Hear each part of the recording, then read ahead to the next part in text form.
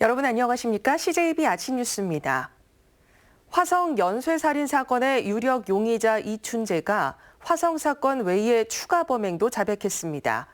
이 중 2건은 청주 지역에서 저지른 것으로 밝혀지면서 경찰은 당시 청주 지역 미제 사건들을 다시 들여다보고 있습니다. 이태영 기자입니다.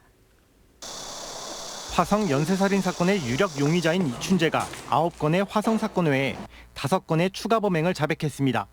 이 중 2건은 청주 지역에서 저지른 것으로 알려졌습니다. 이에 따라 경찰도 당시 미제 사건들과 이춘재와의 관련성을 조사하고 있습니다. 우선 지난 1991년 1월 청주시 가경동의 공사장에서 10대 여성이 숨진 채 발견됐습니다. 여성의 2손이 속옷으로 결박돼 있던 점이 화성 사건과 닮았습니다. 당시 경찰이 검거했던 10대 남성이 무죄 판결을 받았는데 경찰은 이 사건과 이춘재와의 관련성을 살펴보고 있습니다. 사건 발생 시점이 화성 10차 사건보다 석 달 앞서긴 하지만 이춘재는 93년 주소지를 옮기기 전에도 청주와 화성을 자주 오갔던 것으로 전해졌습니다. 1992년 4월에는 청주시 강내면의 한 공사장에서 20대 여성이 살해됐습니다.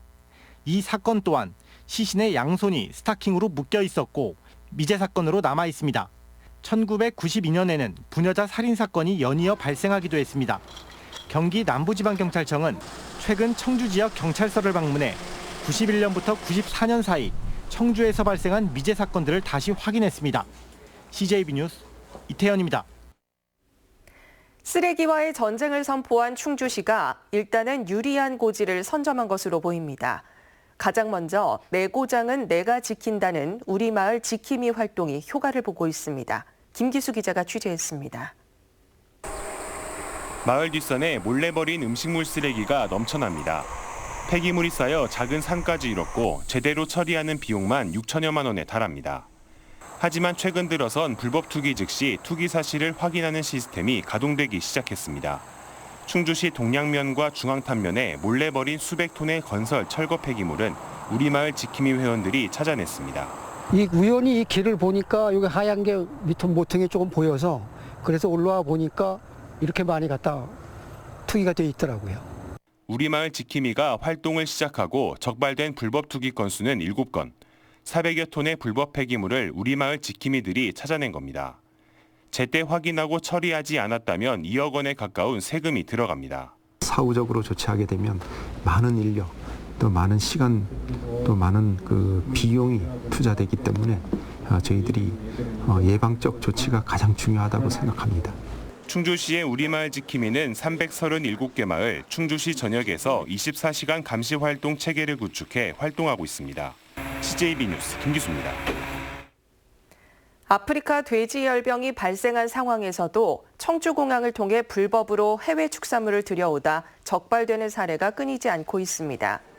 농림축산검역본부는 지난 한 달 청주공항에서 적발한 해외 축산물 반입 사례는 71건이라고 밝혔습니다. 다만 바이러스가 검출되지는 않았다고 덧붙였습니다. 검역본부는 육류, 햄, 소시지 등 해외 축산물 반입을 엄격히 제한하고 있으며 위반 시 최대 1,000만 원의 과태료를 부과하고 있습니다. 충북 혁신도시로 이전한 공공기관이 채용한 지역 인재가 정부 권고치에 크게 미달하는 것으로 나타났습니다. 기획재정부가 제출한 2018년 혁신도시 이전 기관별 지역인재 채용 현황에 따르면 지난해 충북 혁신도시 이전 공공기관 10곳의 지역인재 채용률은 21.2%로 권장 채용률 35%에 못 미쳤습니다. 또 전국 평균 23.4%보다도 2.2%포인트 낮았습니다.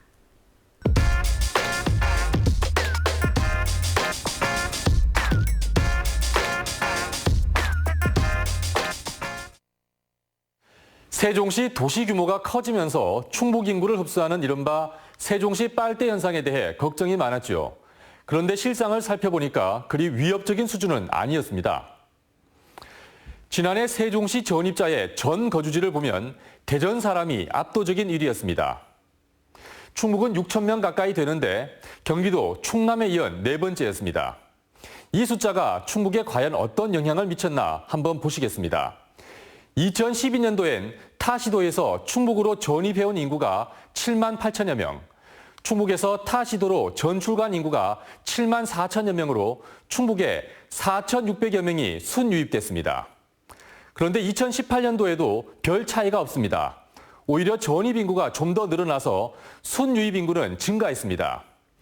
그럼 2012년과 2018년 사이엔 어떤 변화가 있었나 궁금하실 텐데 표를 보시면 이때도 순유입 인구가 마이너스가 된 적이 한 번도 없었습니다. 좀 더 자세히 이동 지역을 보시겠습니다. 지난해 타시도 전출지 1위는 물론 세종시였습니다. 타시도로 이사간 충북 사람 100명 중 8명이 세종시로 전입했다는 얘기입니다. 그런데 타시도에 살다가 충북으로 이사온 사람 역시 세종시가 1위였습니다. 마지막으로 타시도 전출 비율입니다. 충북은 지난해 35%로 집계됐습니다. 주소지를 옮긴 100명 중에 35명은 타시도로 갔고 나머지 65명은 충북 내 인구 이동이었다는 얘기입니다. 화면을 보시면 타시도 전출 비율이 충청권에서 충북이 가장 낮은 수준입니다. 충북은 세종시가 빠르게 성장하는 걸 바로 옆에서 지켜보면서 당초에 가졌던 기대감보다는 경계심이 커졌던 게 사실입니다. 세종시와 등을 지기보다는 협력하고 상생하는 게 서로에게 득이 될 것입니다. 팩트 더하기였습니다. 네, 다음 뉴스입니다. 충청북도가 농식품 수출 시장 다변화를 위해 대규모 수출 상담회를 마련했습니다. 9개국 42명의 해외 바이어가 행사장을 찾았고 충북 지역 60개 농식품 기업이 참여해 활발한 상담을 벌였습니다. 구준혜 기자입니다. 충청북도가 마련한 농식품 수출 상담회입니다. 테이블마다 바이어와 수출업체 간 상담이 한창입니다. 충북의 농식품 수출액은 해가 갈수록 꾸준히 늘고 있습니다. 하지만 일본 의존도가 3분의 1을 넘을 정도로 과도하고 상위 5개 나라가 62%를 차지합니다. 갑작스런 시장 변화에 취약한 구조입니다. 상담회엔 중국, 태국, 베트남 등 9개국 42명의 바이어가 참가했습니다. I'm interested in Korean food because of the K-pop culture and also a lot of K-drama, very famous, and also everyone likes kimchi and ramen. 충북에선 60개 업체가 참여한 가운데 수십만 달러의 수출 계약이 즉석에서 체결되기도 했습니다. 업체들은 시장 편중을 개선하고 급성장하는 아시아 시장을 선점하는 데 도움이 될 것으로 기대하고 있습니다. 안정적으로 수출을 해서 매출을 꾸준히 이루어보고 싶어서 참가 신청을 했습니다. 각종 지원에 나선 충청북도는 올해 수출 목표액을 5억 달러로 높여 잡았습니다. 우리 충청북도는 우선 물이 아주 깨끗하고 토양이 비옥하고 농식품 수출의 최적지라고 생각합니다. 도는 12월에도 대규모 수출 상담회를 개최해 추가 해외 판로 확보에 나설 예정입니다. CJB 뉴스 구준혜입니다. 더불어민주당 오재세 의원이 서울에 있는 국립중앙의료원을 청주 오송으로 이전하자고 제안했습니다. 오 의원은 보건복지부 국정감사에서 국립중앙의료원이 오송으로 이전하면 연구기관 간 시너지 효과를 극대화할 수 있고 청주, 대전, 천안 주민 600만 명이 이용할 수 있다고 말했습니다. 또 충북 지역 의대 정원이 전국 최하위권에 머물고 있다며 인구가 비슷한 전북, 강원과 비교할 때 현재 89명에서 178명으로 증원해야 한다고 주장했습니다.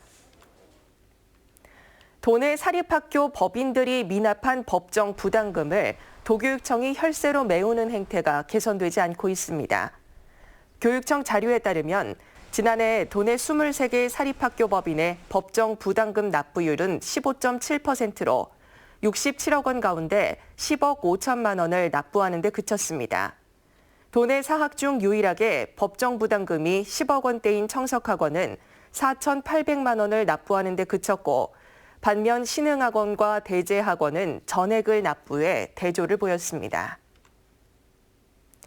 청주시의회 예산결산특별위원회에서 삭감된 문화제조창 내 열린도서관 운영비가 오늘 본회의에서 부활했습니다. 청주시 의회는 열린도서관 운영비 2억 2천여만 원을 되살리는 추가 경정 예산안 수정안을 투표 끝에 원안 의결했습니다. 앞서 시민단체 등은 열린도서관의 운영을 대형 서점이 맡는다는 소식이 전해지자 반발해왔으며 이에 대형 서점이 운영을 포기하자 의회가 운영비를 삭감해야 한다고 주장해왔습니다. 2019 제천 한방 바이오 박람회가 어제부터 한방 엑스포공원과 구 동명초 자리인 여름광장 일원에서 열렸습니다. 이번 바이오 박람회에서는 한방 힐링 체험과 테마 체험 등 한방 바이오를 소재로 한 다양한 체험 프로그램을 즐길 수 있습니다. 자유한국당 충북도당이 박경국 전 조직위원장의 사퇴 이후 9개월 넘게 공석인 청주시 청원구 조직위원장을 공모합니다. 충북도당은 당의 정체성에 부합하고 지역 발전에 헌신할 인재라면 누구나 신청이 가능하다고 밝혔습니다. 다음은 오늘 도내에서 열리는 행사를 안내해드립니다. 청주에서는 2회 직지 합창대전이 오후 1시 청주 아트홀에서 열립니다.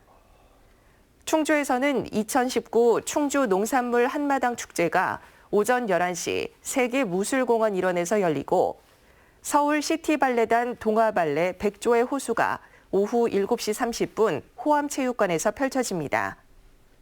제천에서는 2020 제천화폐 500억 발행 비전 선포식이 오후 6시 동문거리에서 있습니다.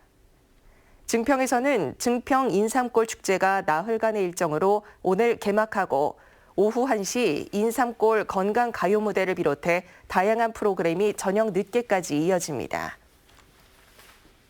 끝으로 날씨입니다.